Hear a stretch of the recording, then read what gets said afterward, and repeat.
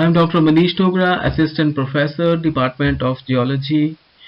Today I am going to present the topic on method of anticipating earthquake with radon emanation, etc.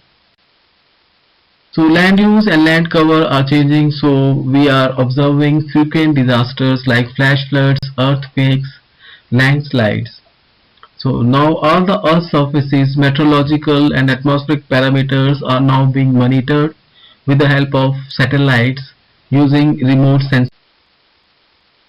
Though multi-sensor data are capable in providing information about land and land cover, ocean, atmosphere, cryosphere, and meteorological parameters. And information about some of these parameters are available at different pressure levels, that is at different heights. In the following diagram, we are seeing the example of the Gujarat earthquake. So here with the help of a satellite thermal sensor, we are observing the picture on June 6 prior to the June 21 earthquake, and you can see in June 21 earthquake, prior to the earthquake, the rocks are heated up because of the dilatancy theory of the earthquake occurrence. So this phenomena is called as the electromagnetic effect of the earthquakes. And after the earthquake, you can see in the June 28 picture, the situation has become normal. So NASA findings about the thermal anomaly associated with Gujarat earthquake. So recently, a surface latent heat flux was introduced as a possible earthquake precursor by Day and Singh, and shelf data seem to contain precursory information for large coastal earthquakes. Other precursor of importance is the radon. So you can see in the diagram there is a 7.2 magnitude earthquake in Hiroshima, Japan, and before the earthquake you can see groundwater anomaly observed at 7-meter depth well. So this is another important precursor. So about radon, the two isotopes of radons were discovered in 1900 thoron by R.B. Owens and radon by F.E. Dawn. So we think of radon not as a substance but as an atom, isolated atoms whose transport is brought about by other gases in which they may diffuse, being within a fluid that may itself be moving. Radon is a unique natural element in being a gas, a noble, and radioactive in all of its isotopes. Gases are of special interest first because they are mobile and can carry messages over significant distance within the earth and in the atmosphere, and second because inhalation can be a problem to health. The fact that radon is a noble ensures that it is not immobilized by chemically reacting with the medium that it permeates. As a result, free radon anomaly diminishes only by its radioactive decay as it moves from its source. And finally, its radioactivity allows radon to be measured with remarkable sensitivity. For humans, the greatest importance of the radioactivity of radon is that in high concentrations it can be a health hazard, a cause of lung cancer. But the greatest importance among radon isotopes is attributed to radon because it is the longest lived of the three naturally produced isotopes. Radon is both a hazard and a health. The possibilities of transport of radon within the earth, its waters and atmosphere make it a useful tracer for a remarkable variety of geophysical, chemical, hydrological and atmospheric processes. Applications of radon range from exploration for resources such as uranium, hydrocarbon deposits, to studying gas flow and mixing in the atmosphere, to recognizing fluid transport within the earth, and to attempt to predict seismic and volcanic events through premonitory changes in radon concentration in the earth. So here we see how radon is used as a precursor for earthquake predictions. So now sources of radon, from where we get the radon. Radon isotopes are produced in minerals by the decay of radium, that itself is the product of natural chain of decays that begin with uranium-238, uranium-235 and thorium-232. And within a given rock type, the different minerals contain very different concentrations of uranium, which often is preferentially located in certain accessory minerals such as zircon, apatite, sphene, allanite. The heterogeneous distribution of uranium has implications for the process responsible for the release of radon. These are aided by uranium and radium being close to the mineral substances. So radon can be released from the atom which is present in the mineral. So if the radium atom is close to the boundary, then the recoiling radon nucleus is stopped by water in the intragranular material, and the nucleus recoils into an adjacent grain, and the damaged track is later removed chemically by the intragranular liquid, releasing the recoil nuclei. So how radon is produced? Then it is transported. Radon moves by two basic means: diffusion and transform. Forced flow. The forced flow depends on pressure gradients which may or may not be present in a given situation. So diffusion motion in the ground is in these same phases, but is controlled by the extent of open connected porosity in soil and rock. In general, high porosity enables more extensive diffusive transport, but it is critical to consider only that fraction of the pore space that allows thorough motions. So we look for those areas to monitor the radon where we can get uh, these gradients because of the high porosity and permeability of the rocks below. So how to detect detection of vertical transport of radon in the earth? How does one learn whether a transport is occurring? The procedure is to note that gradients exist in the ground in the absence of flow and then look for changes. Since in a uniform earth the primary reproducible gradients near the surface will be vertical. Those are the gradients that are usually sought. Like in the next picture we are seeing here.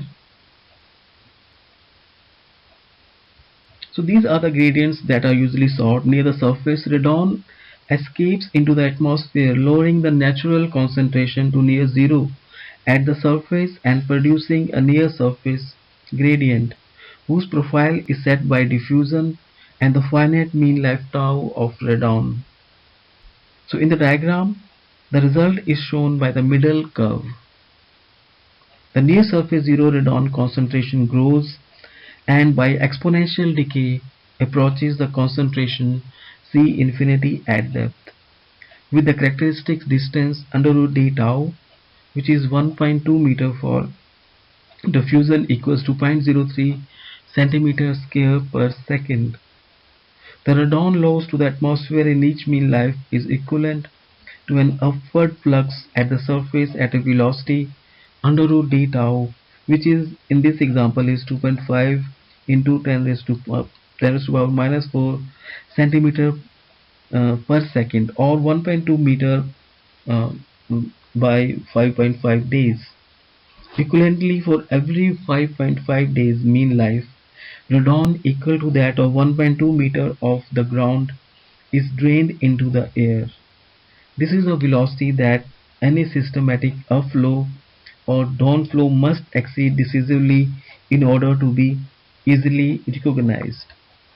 The effects of both diffusion and superimposed flow are shown by other two curves. Upflow by the amount 7d by tau. The upper one lifts the radon gradient closer to the surface, and downward flow at the same speed lowers the gradient, with the result that it extends to greater depths with than with no flow. If radon is measured at 0.5 to 1 meter depths, the values are strongly affected by flows of this magnitude, increased by upflow and decreased by downflow.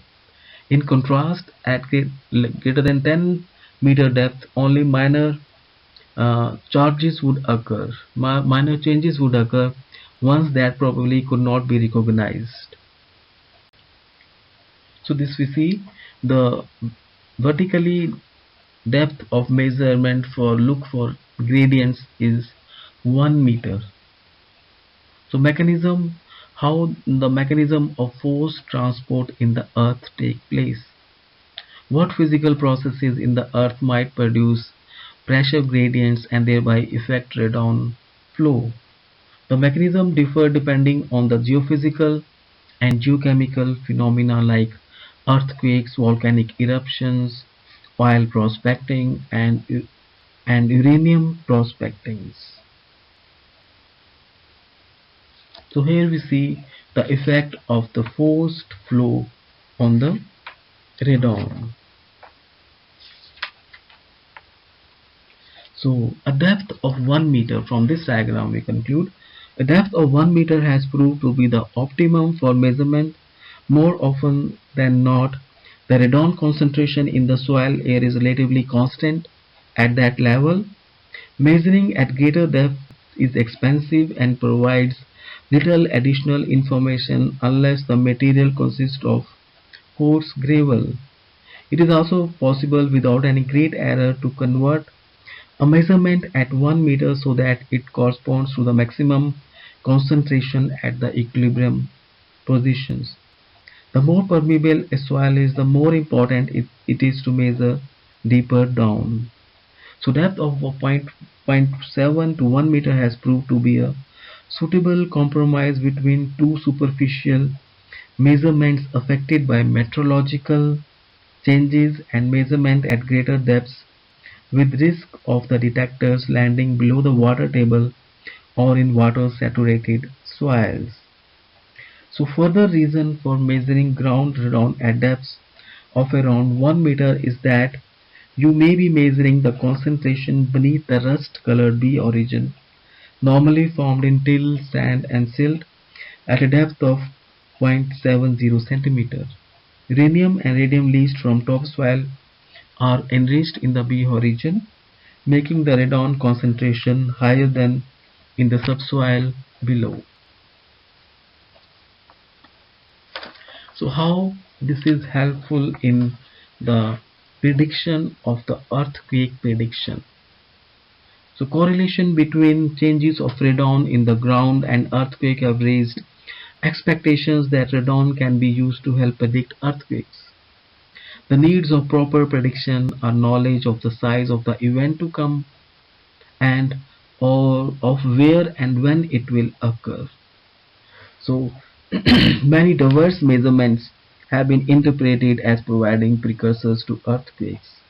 So there are total 15 precursors, including radon, and strain is another tilt, foreshock sequences, seismic wave velocity changes, fault creep, underground water and oil flow, earth resistivity, earth currents, geomagnetic effects, and radon variations.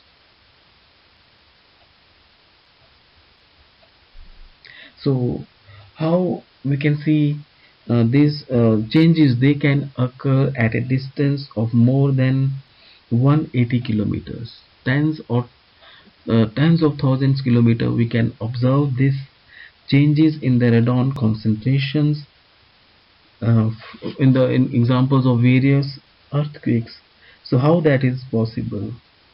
So that possible mechanism have been suggested that the pre-earthquake stress gradients move fluids in the pore spaces at the site of the radon observations. So how best to measure radon to detect local fluid flow in the earth? So we have to, like we have seen, we have to measure it down at a pressure gradients level which is at equilibrium at depth of 1 meter. Now how we will select the site, where to select for this, look for this gradient. So site selection is important in in precursor of radon measurements. So in general, site selection consists of two components, one is vertical and the horizontal. So justification of the shallow depth that is recommended here is 1 meter is well founded, but that of horizontal location is in the early exploratory stage. So one practice is to pick localities of seismic interest in place detectors at a number of locations and monitor over a long enough period of time that the validity can be established and the unresponsive sites abandoned. Those are not linked with the pressure gradients. And sites where radon varies considerably are expected to be ones where small changes in conditions are likely to have the largest effect on radon. So these are the sites to look for in the horizontal direction.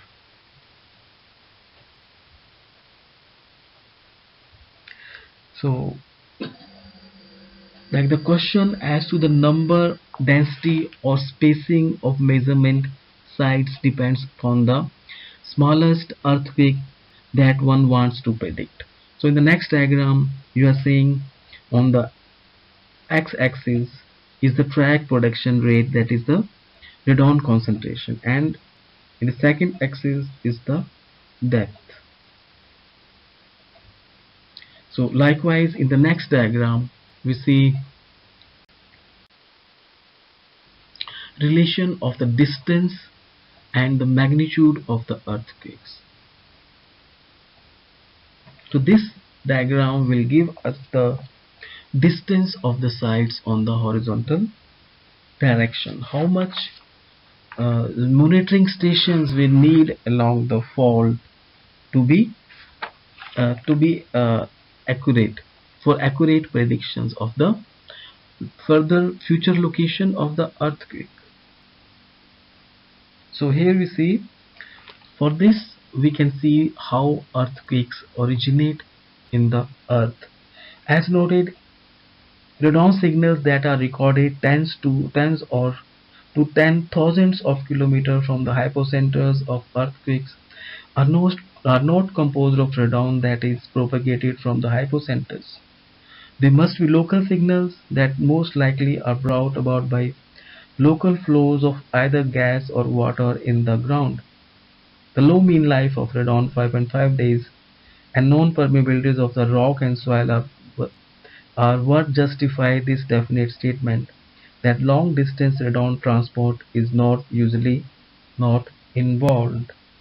However, in the vast majority of cases we must look to the sort of effects shown in the picture where local flow over at most tens of meters is sufficient to radon produce radon shifts.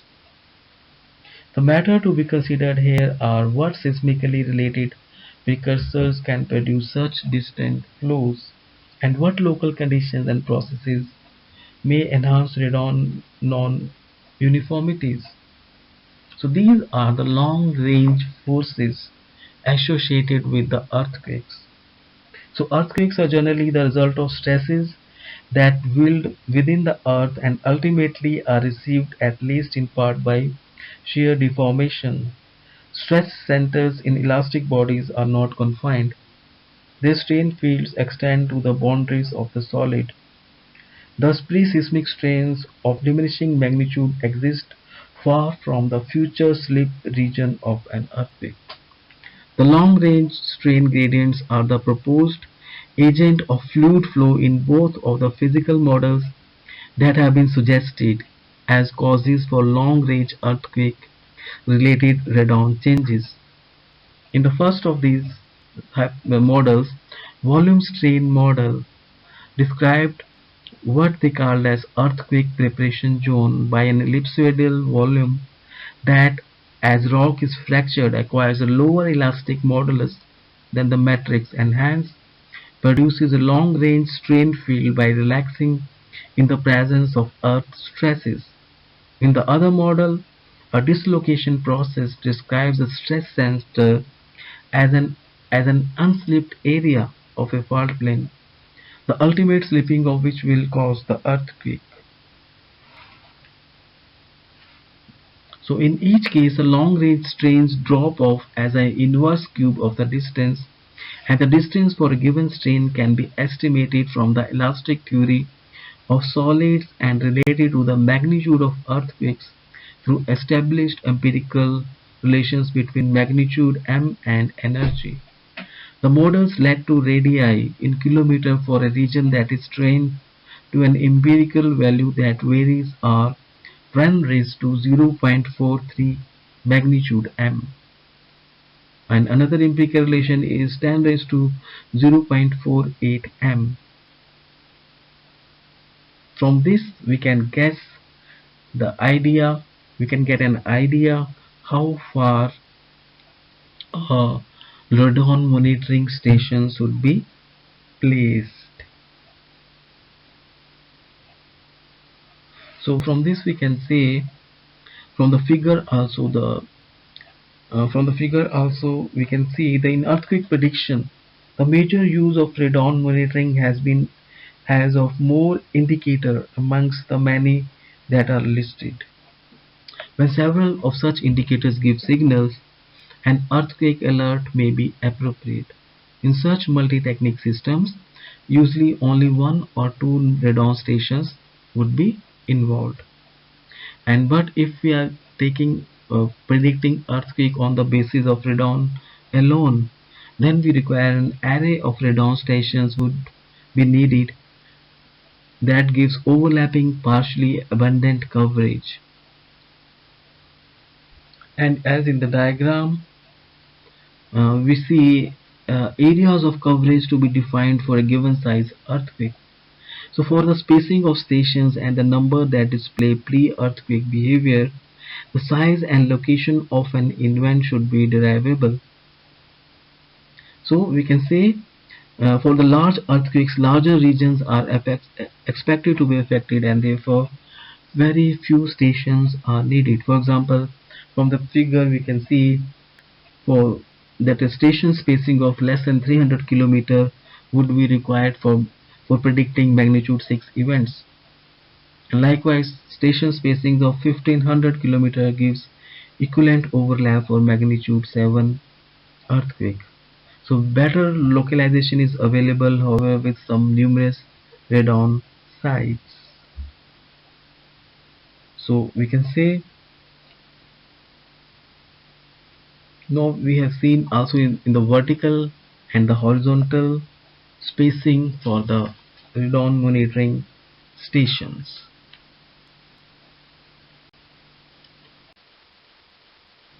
These are the highlights.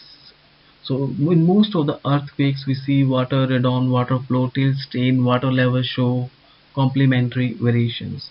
Water radon concentration showed decrease about 7 to 10 days prior to earthquake in Nyan Guza Songpen Ganzi station, and water flow increases at Yan and decreases at Songpan stations.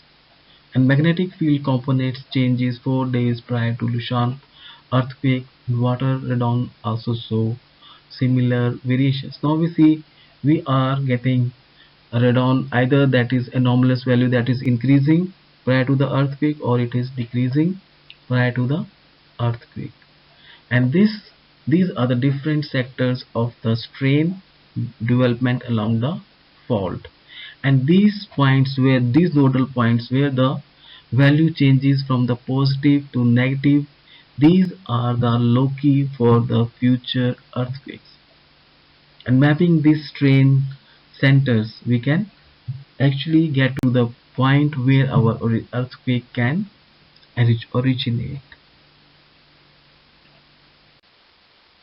These are the hydrological and oozing of gas response associated with earthquakes along the fault.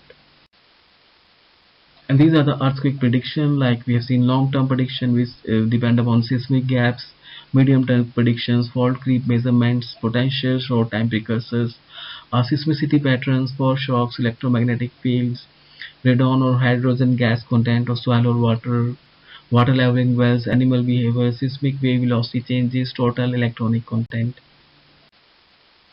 This is another precursor used. Analyzing data from the Japanese GPS network, an increase in the total electronic content was detected in the ionosphere above the earthquake region of 2011 Japan earthquake, beginning about 40 minutes before the quake.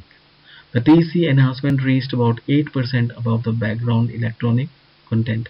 A similar phenomena was observed in 1964 Alaska earthquake.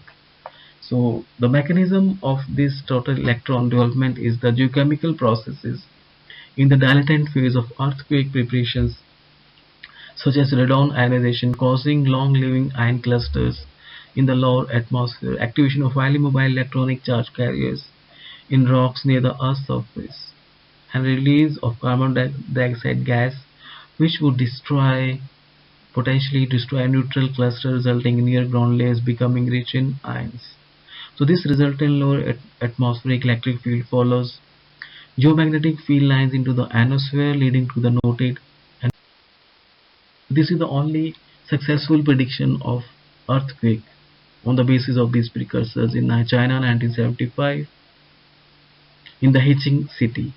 So whole of city on the basis of this precursor study that was evacuated, and magnitude 7.3 earthquake struck on February 4, and only 2000 people they were killed. So likewise, in the next year there was an earthquake in city of Tangshan, and this time these precursors they were no shows any variation or anomalous values, or either they were not monitored, and the fatalities were in the range of 250,000. These are the tectonic features along which the earthquakes come. Like we see, and these rectangular areas are the seismic observatories for monitoring the earthquake precursors. So like in the state of Himachal Pradesh, we have the main boundary fault, which is shown by the 1 in the diagram, then Vakreta thrust 2, number 3 is the Muskodantic line, main frontal thrust, Jwalamukhi thrust, Rang thrust, Sundanagar fault A7, and main central thrust 8, and Noor fault and Yamuna Tier fault. And the observatories locations are shown in the rectangular. And this is Dharamshala earthquake of 1986, 5.7 on the Richter scale, and its focal depth was shallow, that is only 10 kilometers, and it was only 1 by 28,000 times less destructive than the 1905 Kangra earthquake of. So we can see in this in our state of Himachal Pradesh, we can see this is the Kangra Chamba region where most of the thrust lineaments faults are there, and then we get in this zone. This is the second zone is the Sirkhad of Hamirpur, part of uh, Mandi district, and Bilaspur and Sirmaur district, where we can see huge faults and lineaments, but earthquake activity is very less. So most of the energy is stored here, and this can be the future Loki for the. So this is the seismic catalog compilation of Northwest Himalaya as a whole. So this is high Himalayan seismic belt, which is a 50-kilometer wide zone close to MCT, is the maximum loci of the earthquakes, and high seismic concentration of Kangra Chamba region, and enormous seismicity in Kinnaur region, Chango fault. So seismotectonic model based on the earthquake magnitude 5 Kharseli earthquake and its aftershock activity. So from this we can say the most seismically active zone is the high Himalayan seismic belt, 50-kilometer zone close to the MCT, and thrust dominated earthquakes, high seismicity clusters within high intensity 9 zone of 1905 Kangra earthquake. Normal mechanism dominated high, moderate and micro earthquake activity in the Kinnaur region related to the Korik Chango normal fault, And seismicity is concentrated in the upper crust, mainly controlled by local tectonic features. Both large and moderate earthquakes show along strike segmentations, and seismicity exhibit along strike or segmentation, and this is controlled by the subsurface topographic ridges on the under-thrusting Indian plate as well the rift and nappy structures in the overriding wedge of the Himalayas. So this is the earthquake prediction model of Kalis, Borok and Kosbokov, and they have predicted an earthquake of magnitude 8 in the Mandi region, that is before Zen 2016. And this the hypothesis have success rate of about 70%, and since 1998, 12 out of 17 magnitude 8 earthquakes are correctly predicted. So implication of seismic hazard assessment: how big an earthquake can occur in the Kangra Himalayas. So prevailing low level of seismicity activity for decades suggests that entire accumulation energy of 1905 Kangra earthquake was released, and strain accumulation since then do not favor another great major earthquake in immediate future. But the mode of strain absorptions, detachments versus local thrust shears zone in the Himalayan Kangra region is the ideal site to study strain accumulation time, evolution of seismicity in earthquake cycle progresses. This is the observatory multi-parametric observatory. This is a Ghuttu Uttarakhand area where all the seismic parameters they are being monitored, all the precursors, and this is how the seismic microresonation, a tool for earthquake hazard mitigation. When an earthquake occurs, what is going to happen to the place where I live? What are the site-specific designs parameters to absorb ground motions? The level of strong ground amplitude, frequency, and duration to which the structure at the site should be designed. So these are the frequency classes in the microresonation map of Kangra district, and this is the V-based velocities and analysis. How we come to the conclusion: the calculation process is done to determine the value of soil and building resonance using the following formulas. FSR is equal to F building in the north-south direction and divided by F soil in the north-south directions, and FSR F building east-west divided by F soil east-west, and FSR in brackets SSR percentage, which determines the resonance periods of the building during an earthquake shaking, whether our structure will survive or that will fall. So which is equals to F building minus F soil divided by F soil.